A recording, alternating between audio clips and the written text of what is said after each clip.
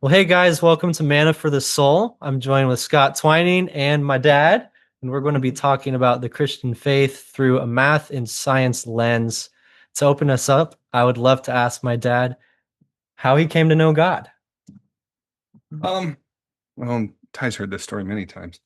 Um, I was not raised in a Christian home. My sum total exposure to God was visiting my dad every other weekend and remembering to not say the Lord's name in vain, because at my dad's that was not okay. At my mom's, all bets were off. And it was unfortunate. I look back on those times and it's sad that that's how it was, but that's just how it was. And um no one took me to church. No one did anything but just kind of live their life and have this obnoxious little kid running around. And I was always being corrected for everything, but I deserved most of it. Um, but as I got older, I started to have a real strong affinity for math, science. I desperately wanted to be an astronaut. Um, got accepted to the Air Force Academy, couldn't go. Well, I mean, could have, but my eyes went bad. And decided not to go and serve and not be able to fly. So then I really dove into school even more in college. I thought, oh, I'll be a really great engineer and I'll get on the space program that way. And I did not enjoy engineering. It was more just about telling me how things were instead of me understanding why they were the way they were. So I decided to study physics. And I ended up getting an undergraduate and a graduate degree in physics. But what happened in school, which is really interesting, a lot of people go to university and most of them go to a secular university and they lose whatever God they had to begin with because you're taught over, at least this is my opinion, you're taught over and over that we humans are the brilliant ones. And every individual that goes to school, they get this message, even if it's a subconscious message that they are their own God. They know everything, and all they need to do is study a little bit more, and you'll just be the smartest guy in the room, smartest girl in Hmm. the room. And everybody gets this hubris, I think, that kind of leads them away from God when they go to university. It's not 100% of the time, but I think it's a lot of the time. And we can see that in what's happening with our university level education system that we have. And a lot of people are coming out really not educated, but have huge egos Hmm. and a high level of arrogance. And it's really disturbing. So, anyway, I started to notice something that a certain thing kept popping up no matter where I looked. And I remember I was not even in a physics class when this popped into my head. I was sitting very vividly. I could tell you what seat I was in. I was in a Greek philosophy class, and we were discussing Aristotle and Socrates and Plato and all these. And I started to think a little more broadly about what I was learning in physics, and the value pi just kind of hit me. I'd used it all the way through high school and early college. And then I started to think, really, well, wait a minute. To measure the circumference of a circle, which is a finite value, it's a number you can get. You can put a ruler, a flexible thing around, and you can measure the circumference of a circle. You need to use a number that has no ending. It has no ending. And people used to theorize all the time that, oh, well, as soon as we get good enough computers, we're going to find the end of pi. Well, the reality is, all the math that we know, all the science that we know, if we ever did find the end of pi, it would destroy all of our math and our physics and our chemistry and our biology, even. It wouldn't work anymore. If pi has an end value, meaning 3.14 and then off to infinity, if there is an ending to it, then our fundamental understanding of the universe would go out the window. So that's what started it. And then I started noticing, well, not only is pi involved in the calculation of the circumference of a circle, Right. it's in everything. It's in waves of light. It's in the orbit of the electron around an atom. It's in the creation of matter in a high velocity experiment at CERN when you're smashing atoms together. It's in the intensity of the sun based on how far you are away from the sun. It's in virtually everything that's periodic, things that cycle in the universe. I mean, it's in thermodynamics, it's in quantum mechanics, it's in physics, it's in chemistry, it's in everything. And I'm thinking, okay, at that moment, I was thinking, well, that's God. That's God. That's his signature. And there's other transcendental numbers that, were in places, but pi's the one that really just kind of blew my mind initially. And then this has taken a lot longer. So anyway, with that in mind, I started seeing math and science in a very different way. It wasn't just uh, for lack of a better description, it wasn't just a way to appear smart in a room. People think you tell people you have a physics degree and they think you're a genius. I'm not a genius.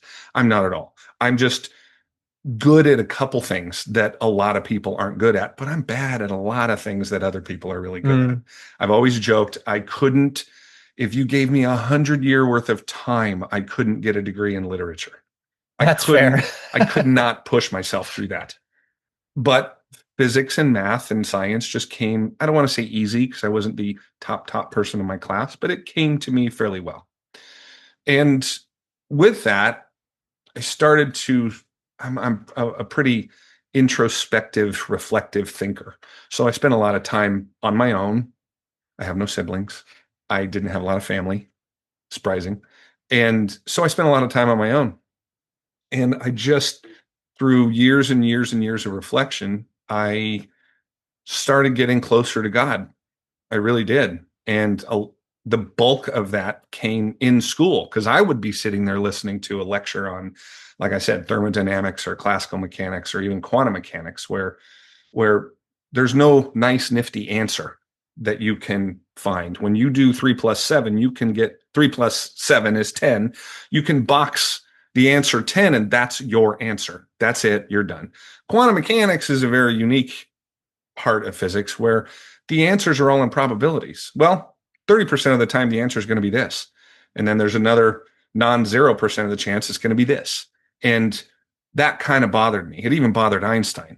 Einstein said, God doesn't play dice with the universe. And he didn't like the probability involved with quantum mechanics. But later on in life, he was like, okay, I understand. It works. But in quantum mechanics, you talk about all kinds of interesting, unique, weird things that happen at the atomic and subatomic level. And I found it to be also, again, full of arrogance and hubris for humanity to think, we know all this stuff. I can prove it. And Ty's heard this many times. And I tell kids this when I'm teaching or I'm substitute teaching or whatever it is. I can't prove anything. I can't prove gravity. And there are scientists that say that. They use those words. I can prove gravity. But my first kind of thoughts about that when I started to really question things was, well, I can't really prove gravity. I can predict gravity working the way I expect it to a very, very, very high degree. Maybe there's a place in the universe where gravity doesn't behave the way that I expect it to. It's no different than the people that thought the earth was flat and you would sail and fall off the edge. That was their worldview. And then they got new information and it changed. Well, for the most part, there's still some people out there that think that the world's flat. So, um, uh, that's really all science is believing one thing, having faith in something until you get new information. And so I started to see it a little different and stopped using the words prove. I can't prove anything to anybody. I can't prove that gravity exists. I can tell people what I think is going to happen if I drop something, and I'd probably be right every single time based on the calculations that I could make. But I can't prove it. I can predict it. So that changed my worldview as well. And then I started to see things differently again when I realized um, I grew up in a place where Spanish was not a minority language. It was the language. And I, out of my stubbornness, refused to learn Spanish, only because everybody was telling me I had to. So, of course, I took German. and love German because German is like math. There's a way to do it, and there's not a way to do it. And I loved it. It was wonderful because you could figure out the rules and you just do those rules and you'll get the answer correctly. You'll know how to speak German. There's very few exceptions in German, like in ours, you know? Um, so I started to think about math differently. And I've recently, within the last few years, really come to the conclusion that math is God's language. It's the language that He gave us to not only explore our world, but to explain our world. So if you really look at it, I have degrees in physics, other people have degrees in chemistry, and chemists will say they're better than biologists, and biologists will say they're better than everybody else because they study life. And even though half the things they study are dead. But physics, Yeah. I can say from my end that physics really is the root of all of those other sciences. If you know physics, you can kind of understand really a lot. But another sub level to that is if you really understand math, you can explain almost any of it. You can derive every single physics equation or chemistry formula if you know the math of what's going on. And so to me, it started to click with me that math is truly the language that God gave us to understand the world that we live in. And I won't go into formulas or whatever, except for this one general formula. There's an example I always use with students, and it's if you have the sun here and you have the earth here and it's going around, there's a force between the two. And it's described as the force is equal to some numbers that you plug in divided by the distance between those two things squared. So you have, if it's 2 meters, then that is in the denominator, and you square it, it means 4. That it is 4. 2 squared is 4. If that value in the denominator was anything other than r squared, if it was r squared plus 0.1 or r squared plus point and a million zeros and 1, if it was just had a tiny millionth of a millionth of a millionth fraction there added to that r squared, no planets would exist, no suns would form, no galaxies would rotate, no electrons and protons would exist. The universe would not exist if that equation or any of the other equations had one little term in them that was the most minuscule, non-existent term. But if you add that term in, the entire universe doesn't exist based on how we can describe it with the math that we have. So that made me realize truly that it was God's language. And that's just how I got closer and closer to Him through math and science. And thanks for sharing all that. Yeah, sorry. Awesome. It was a Yeah. nice ramble. No. What I always find the most interesting about that every time you share it, Dad, is that when you were having all those thoughts and it was a slow progression of, coming to terms, I guess, with God, knowing that, He exists and that this is His language, is that through the whole entire thing up until really a few years ago, is you weren't seeking Him. That's what I just find so interesting, is that He found you through numbers, and He found you through the means in which He needed to. Could you maybe speak a little bit on that? Why some maybe scientists and mathematicians think that, I can just only have math. I can just only have science. What would you say to people like that who are thinking, oh, I can't have God and exactly blank? Yeah, there's multiple things there to unpack. The first one is, I think God, I think who I am, who He created to me to be, someone that can look out and see things kind of through the scientific lens or the mathematical lens. That's not me patting myself on the back. That's just who I am. Yeah. That allowed me, I think now looking back, it allowed me to navigate my childhood, and totally different podcast describing good and bad childhoods, whatever. And mine was absolutely fine. There was trauma there, like everybody's got difficulties. But looking back, I'm able to go, okay, my desire to seek those things out and to be interested in those things helped me navigate the stuff that I had to deal with in life, with families divorced and, all that stuff. And then growing up, the sad thing is what I noticed is the more I learned about science and the more I was around people that believe science, the less people I had around me mentioning God. Hmm. And even I mean, certainly nobody went to church. None of the students that I was friends with or went to school with ever mentioned God or church or whatever. And if they did, most of the time it was mockingly, which we all know happens, and it comes from that hubris and that arrogance where you start to believe that you are your own God, basically, or that science or knowledge is your God.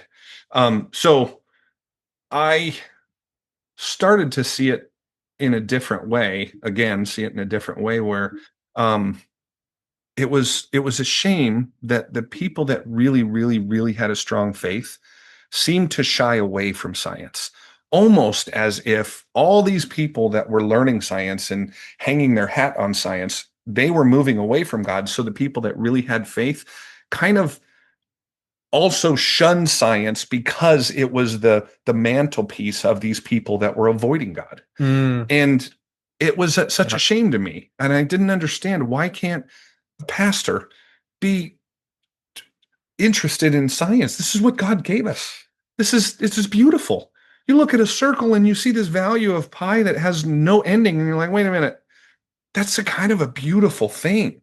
And people didn't see it that way. And the other thing that I think that people do that have a lot of faith is we like to, as humans, we do like to feel special. We like Right. to feel important, whether you're the lowliest guy at a job or the guy at the top. We all like to feel like either our contribution is important or that we're just a special person.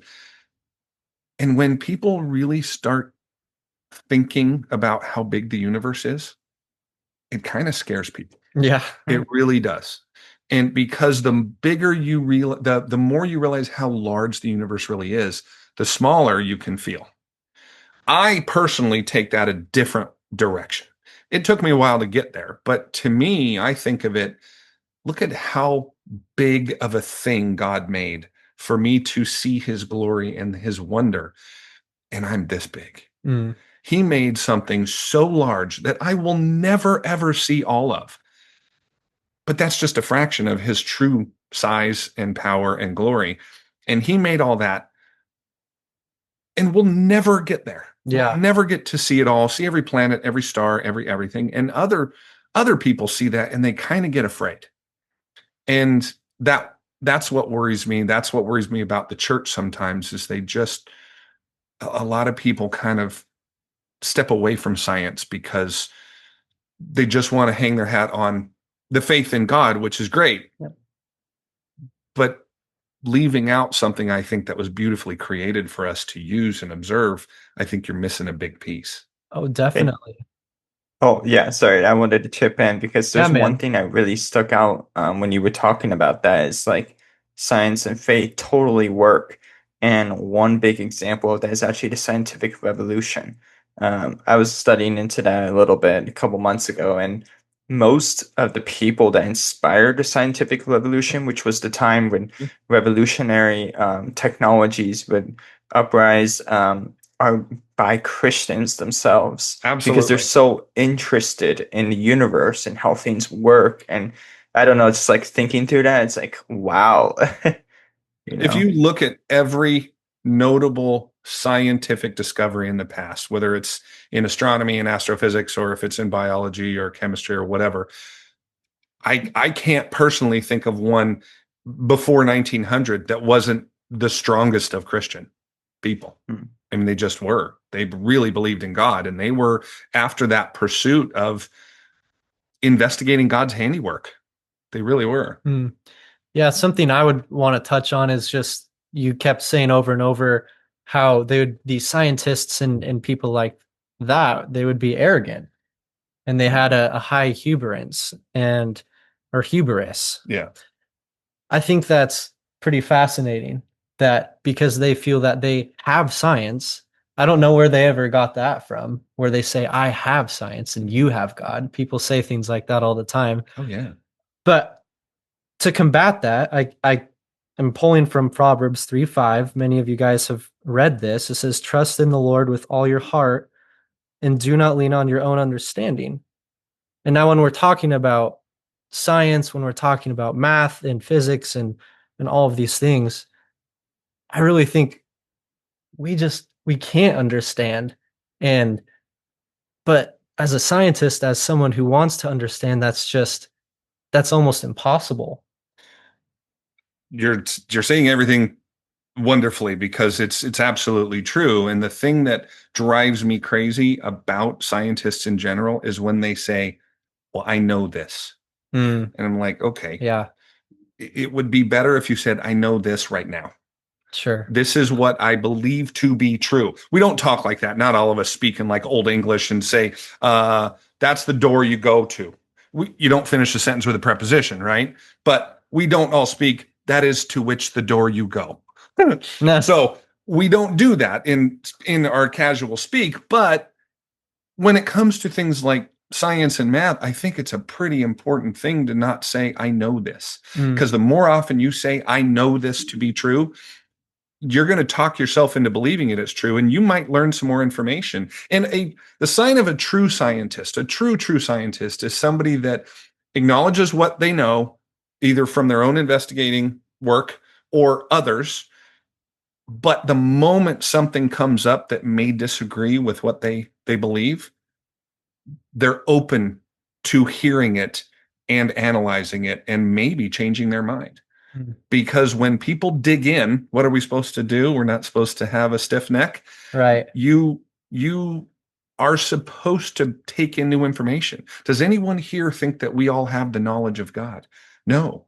And even these scientists, people that, I've looked up to in the past, I listen to them with a different ear now, and I think, oh man, if you could just reel it back a little bit on the how much you know and how arrogant you are in your presentation of it, and just go, you know what, this is what we believe to be true, Mm, and this is all based on what we've learned so far. If we all spoke like that, scientists especially, or people in academia, I think it would create more desire in people to understand things instead of going, oh, all those guys over there, they know everything. I'm going to let them keep working on it. And if yeah. there's anything new, they'll figure it out. If we all talked like, you know what, this is what we know so far, then other people might be like, well, that means there's more to find out. Maybe I got Yes. to go into that field. I love that mindset because as Christians too, it's easy to become stale. It's like, okay, Absolutely. there's these theologians who they know their stuff, they know their Bible inside out. Let me just let them do all the work and I can Mhm. just go to church and accept whatever they say instead of what God says. Yeah. So it's almost like you're idolizing science or you're idolizing, Absolutely. a pastor Yep. even. That's a really dangerous thing to do and something that I know the Lord wouldn't want us to do. Clearly all over his word, do not have any idols before me.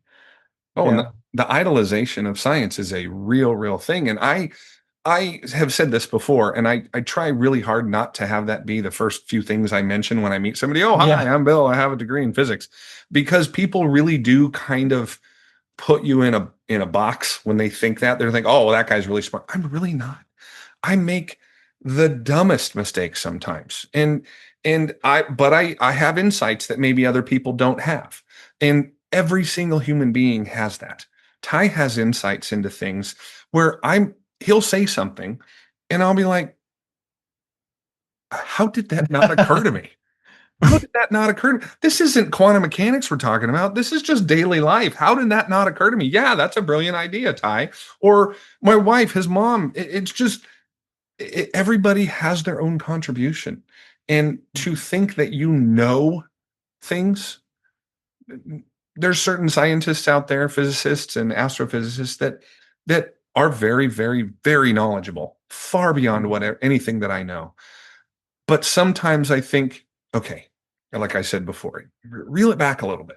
Be a little humble in your going on to the Tonight Show and talking about something. Just step back, try to educate some people, blow them away with some interesting facts, but don't go on there and go, I know all of this, and Right. none of you do. That's just not the way to do it, in my opinion. And I think that's the perception that scientists have about themselves and the people that are looking at the scientists and hearing go like, oh, okay, so you don't, I don't know what you know, so whatever. And they just don't care. it's unfortunate. Yeah, that I really like what you said, and I think what that comes down is to lack of fear of God, because Proverbs says fear of God is the beginning of wisdom. So when we don't have fear of God, we almost become ignorant and we become arrogant. Mhm. One example of this is Richard Dawkins, yeah. Yeah. He's super smart, obviously, but when he speaks, you like as a Christian, you can just see how ignorant he is of God's wisdom. I don't know, it's hard to describe, but I'm sure if you've seen as well when you came to faith. And I would love to hear kind of more of your perspective on that. Like, how do you view other people that are just still pursuing the same thing over and over and not really landing on God? Yeah, that's a hard one because you do, as a Christian, you do, we're given, the Great Commission. We're supposed to go out and share this. I will say when I finally did just start walking closer and coming to God, it was one of those times where I got quieter Mm, because I was kind of afraid, because here I am surrounded by all these people who are either smarter than me in my perception, which is a subjective thing to say, but I perceive them to be smarter than me in that context. And I really felt like if I just came out, I'm like, guys, let's have a discussion about God and pie. I feel like that wouldn't have gone over well. I feel like I would have been included in the group less. I would have been kind of shunned myself. So I mm, kept it to myself. I've always been kind of a private person. So when I really did start getting closer to God and finally making the last few steps and really giving my life to mm, Jesus, I've always been fairly quiet about it. And there's two reasons for that. The first one is what I just said, where kind of feel like you're going to be shunned by the people that you're around if you just blurt it out. I've learned that that's not the the way I should be, so I'm less of that now. Um, mm, the other one is I I would try to not speak about it in a way that would come across as arrogance or hubris. Keep using those words, sorry.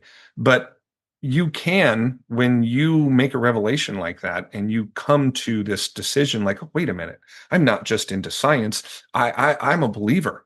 When you do that, it's very easy for you to just go full steam ahead and just start beating everybody over the head with it. Like, guess what?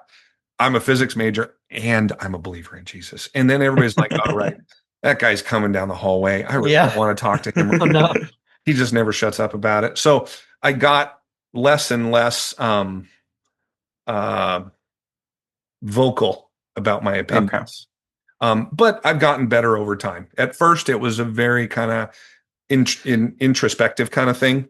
And as I've gotten older, if it comes up, it comes up, and I'm happy to bring it up to people. And I definitely get on my soapbox, especially when I'm teaching, and I Yeah. have access to someone in middle or high school. I love sharing things with them. I don't even have to bring up Jesus, but Mm. I can phrase things in a way that get them thinking. And a lot of That's times such a to me, Yeah, that's such a cool opportunity to be a witness to those people. Not everyone can say they can be a witness to people that are so intrigued by science, and you get to walk with them on that and hey, what did you think about pi? What how yeah, do you wrestle with that? Yeah. For me, that also almost made it clear there has to be something. And so it really opens up a new discussion point with those people. I think that's awesome. definitely. And going back to something I said, where a lot of people see how big the universe is and they start to feel small, Mm. I take every opportunity I can to tell people, no, no, no, you're seeing it the wrong way. When you look up and you see all the stars that you can see, and then imagine, I can't even tell you how many more zeros there are behind that many stars. When you really start to fathom how big everything is, it should make you feel special. It should make you feel special and unique and loved by God. It should not make you feel small. To me, it doesn't make me feel like insignificant. It, it makes everything I do important. Everything. if I do use this example quite often, I have free will. I said I would do this podcast. I could get up and walk out right now. Both of you would look at each other very confused, like what just happened? But I can do that. And it would affect your day and Ty's day and our relationship, and the rest of the evening here would be awkward. So I have a lot of power in my free will.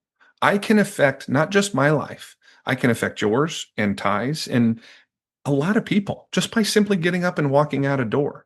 I'm I'm saying I'm special not because I'm patting myself on the back and puffing my chest and going, I'm special. No, I'm saying I'm special because there was a lot of energy put into creating me in this moment, in this time, in the year 2025. It's no different and no less valuable for the energy it took and the creativity it took God to make Amelia Earhart or Einstein or Galileo. It All of us are uniquely, intrinsically special. And you just have to look up to see that, in my opinion. Yeah, there was a Yeah. great quote I heard that it said, even the illiterate can read top to bottom like a book, God's creation, and have a full understanding of what it means.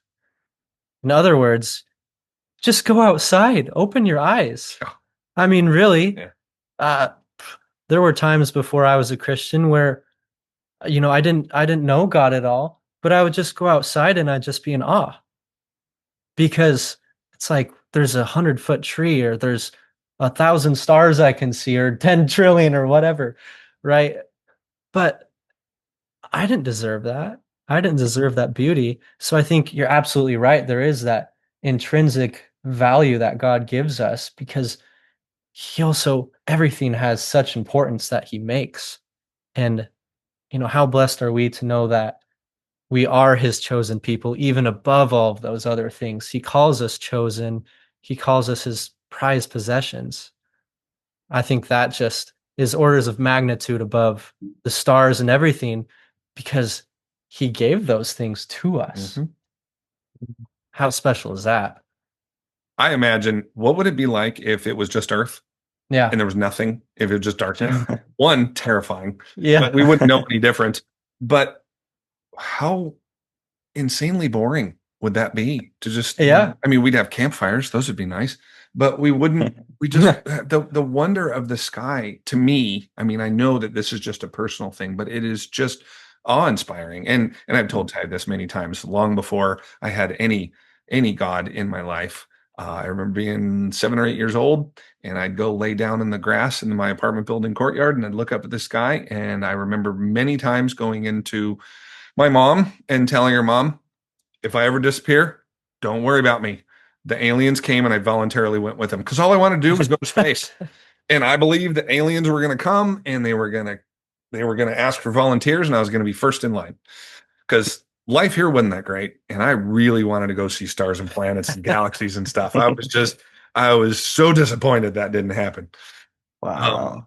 So yeah. That's so good. Yeah, that reminds me of the verse. Ecclesiastes 5:19 says, "Moreover, when God gives someone wealth and possessions and ability to enjoy them, to accept the law and be happy in their toil, this is a gift from God, of God." So the things we possess, the things we see in this world is truly enriching, and it's a huge blessing. The fact that we can swim, we can see different animals, we can create. This was one thing that was hitting me just recently. The fact that we even have cars, the fact that we even have planes, medicine, revolutionary, like foods, like knowing what to eat, that'll change our life. Like even gyms, like don't make sense. It's like what the heck? We go to this like building and we lift up these things that are supposed to give us strength. Like We back in the pay day, people we for that. chop benches. We Yeah. Yeah. pay people to go and work out in a building when there's hiking trails and rivers to kayak in and all that stuff. Yeah, it's very interesting what we've created. Yeah. Yeah. What you were just saying is what we've been given. And I think kind of going back to it, I felt like, well, one, if my wife and my kids knew me a long time ago before I knew God, I don't think they would want me in their life. God did a lot of work in me, in my life, and giving me parents that probably shouldn't have had a kid. Doing all of that and everything I went through, I was resentful when I was in my 20s, and I'm kind of grateful for now because it made me into who I am, and it made me more open to accepting Jesus truly. And now being a dad and a husband who has Jesus in his heart and believes in him, I am so beyond grateful because I don't think I would be 1% of the dad or the husband that I try to be if I didn't have Jesus.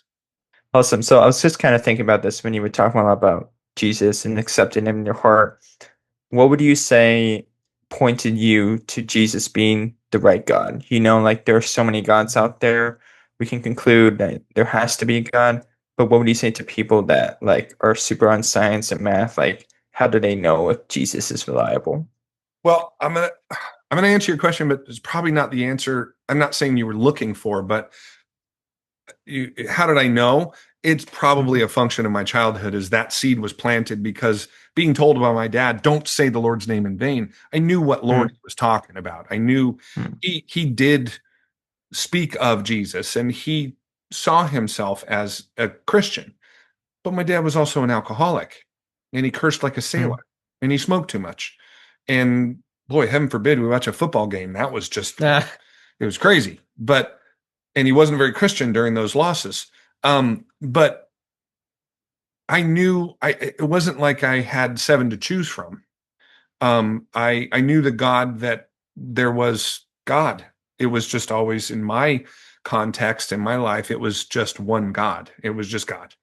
And then when I started to have these kind of epiphanies, for lack of a better word, it was just a foregone conclusion that it was Jesus. And then I finally made the last step when I met this guy's grandfather. His grandfather, my father-in-law, was the man. Yes. He was an incredible individual who, the very first time I met him, I wanted to obviously impress him because my person was introducing me to her parents for the first time. And I introduced myself to everybody at the table and saved him for last. And I reached my hand out and just said, "Hi, I'm Bill. It's nice to meet you." And his response was not like anybody else's I've ever experienced. This is so good. His response wasn't, "Hi, how you doing? My name is Charles. My name is this," or "How are you today?" Nothing. His response was, "Are you a Christian?" And it was, and I've described it, it was like God flicked me right in the forehead that day. It was like a punch right in the head. And from that moment on, I questioned myself. I'm like, you know what? I'm not walking the walk. I'm not actually, I believe in God. I say that I have faith and I believe Jesus is a real person that existed and he came here, but I didn't really, I was fooling myself that I really was a believer and I took him as my Lord and Savior. And from that moment on, it changed my life. And Wow. it was wonderful. It really was because I was embarrassed. I would have been embarrassed if I hadn't just responded, "Yes, sir.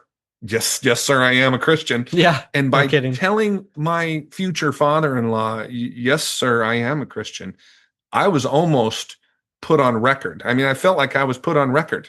Well, you just basically either are going to be a believing, following, worshiping, taking Jesus into your heart Christian, or you've just lied to the man that you really wanted to impress today. And that seems like a very silly thing to do. Like I'm hanging my faith on not wanting to disappoint my what ended up being my future father-in-law. If it wasn't that, it really was a moment that just I think he just popped me in the forehead. I really do. I felt like it. And for the rest of that day, I was like, oh, I need to buck up. I need to be better. Yeah. I need to be better.